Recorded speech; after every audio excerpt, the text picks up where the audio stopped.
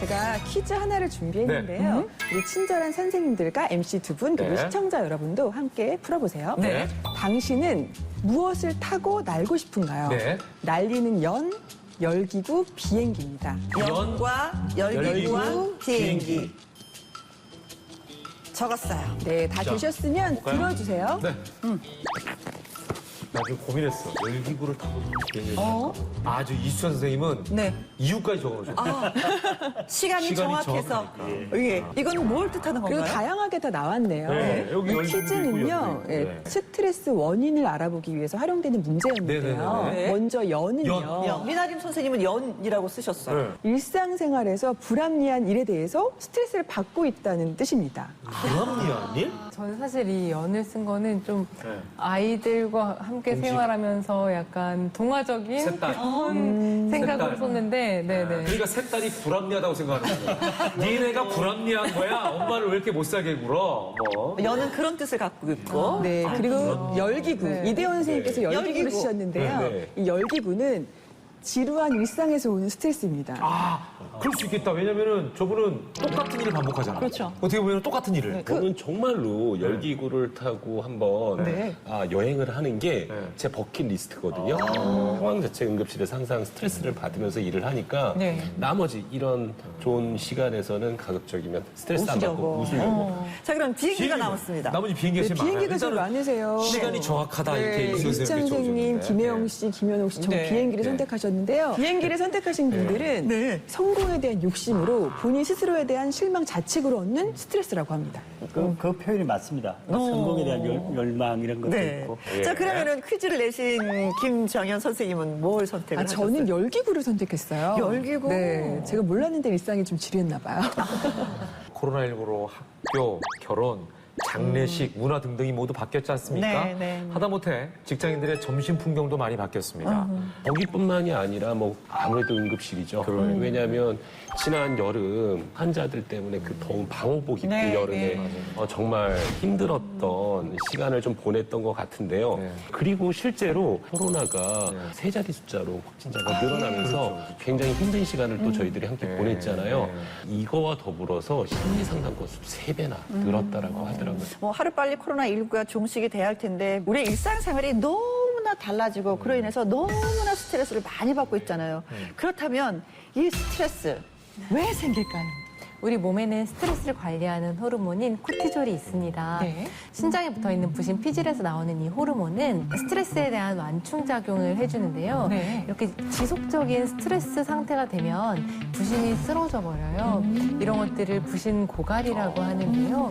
이제 문제는 이 스트레스 호르몬이 혈당도 조절하고 염증도 관리하면서 세포를 보호하는 아주 중요한 역할을 하고 있다는 것이죠. 네. 결국 과다한 스트레스 상태가 이런 중요한 역할을 하는 스트레스 호르몬 분비를 방해해서 각종 염증 반응을 막아주지 못한다는 것입니다. 네.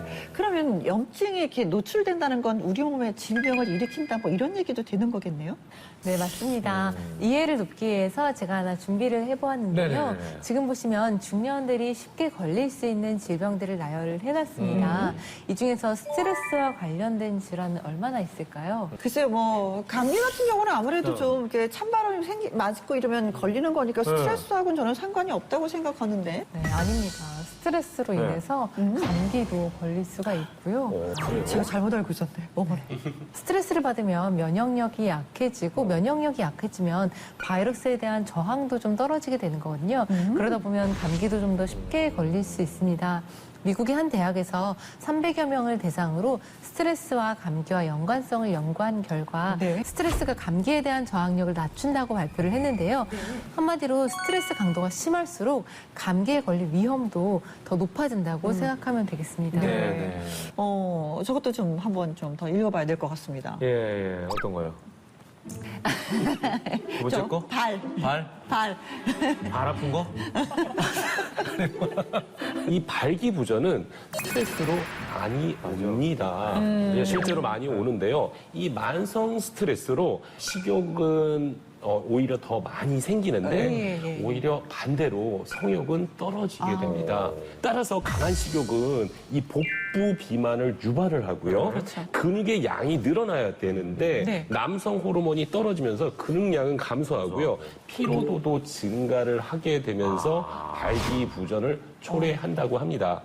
이 갱년기에 시작되는 40대에서 이 발기부전이 가장 많이 나타난다라고 합니다. 남성이 스트레스를 받으면 이 발기부전을 일으키듯이 여성도 스트레스를 받으면 생기는 질병이 있는데요. 네. 바로 발기부전 아래에 적혀 있는 질염입니다. 네. 그 중에서도 칸디다성 질염은 여성의 50에서 75%가 평생 적어도 한 번은 경험하는 것으로 알려져 있는데요. 네. 가려움을 동반하는 이 질염은 스트레스를 받으면 증상이 더 심해져서 일상생활에 불편함을 일으킬 수도 있습니다. 네, 그렇군요. 예.